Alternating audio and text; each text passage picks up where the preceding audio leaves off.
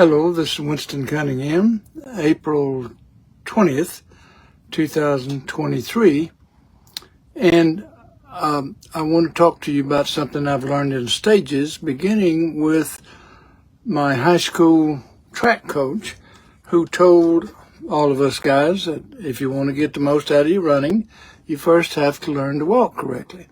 So this is the first time that I saw it demonstrated how to walk correctly, and I will demonstrate that. I don't have a camera to demonstrate it, but I can describe it to you. And I practiced this myself so that I could understand it over a number of years. And when I studied metaphysics, I learned something about healing. So it was early this century. I was acquainted with a lady who was having some sciatica trouble, and I had done a healing on her and discovered some things.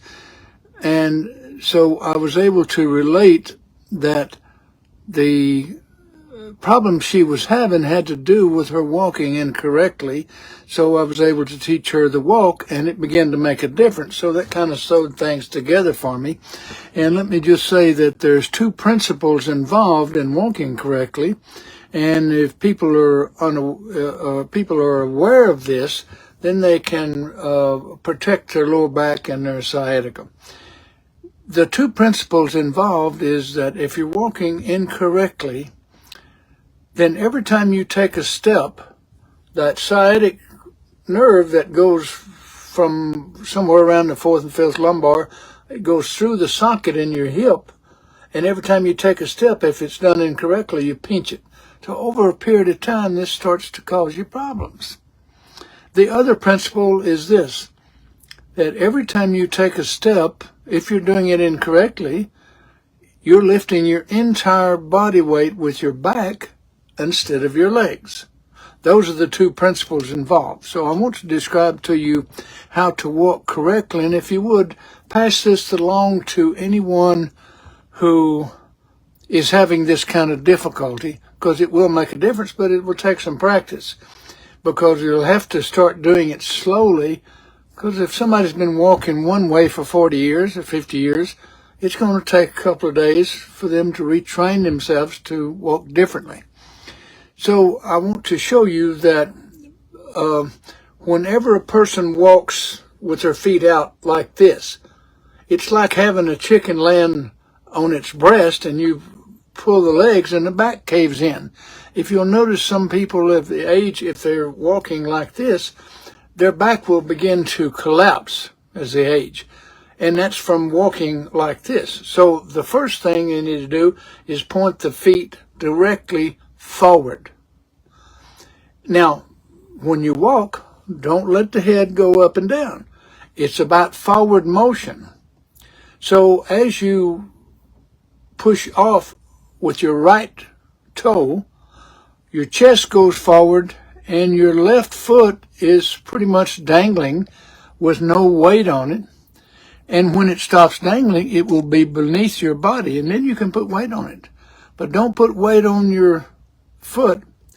Don't lift your body until you've had it directly beneath your body. And if you'll watch people walk, they'll start to put weight on it when their foot is way out in front of them. They're walking like a horse. They're pulling a foot out and pulling themselves along. No, it's got to change to push rather than pull. So push with your right toe, land flat with your left foot, but making sure that your foot is underneath your body. Then push off with the left toe, land flat on the right foot, making sure that it's underneath your body. Now, when you're at home, you can hold on to the kitchen table. Anything, you'll need some stability because you need to do it very slowly. So push flat, push flat. And if you practice this, you will get it done. And please pass this along to anybody that can benefit from it.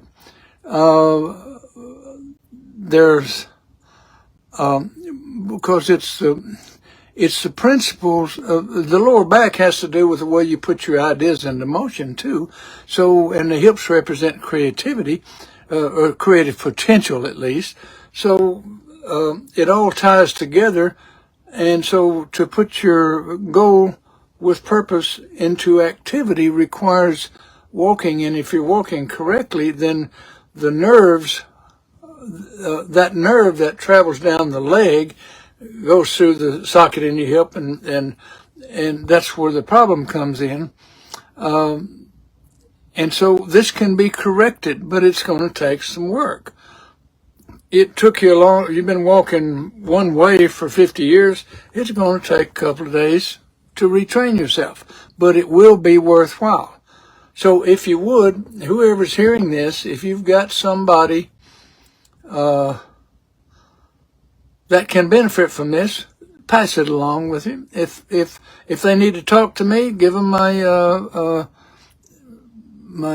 email is winstondca@gmail.com, and they can ask me questions. And this is something that I figured out over a period of time, a lot of years, but it's accurate. And I've taught people how to walk. I do it pretty regular. I found that most people, after walking one way for long, they just don't want to go to the trouble of learning a new way. So I have to respect that, but this does work. I use it myself. I don't have the lower back trouble. I got a little hip trouble. That's from creativity. So, but I'm working with that. So to walk correctly will protect your lower back and the sciatic nerves. You can prove this to yourself. You can practice with it, or work with somebody who needs it, and see for yourself how it works. But anyway, this is Winston Cunningham, and thank you for listening.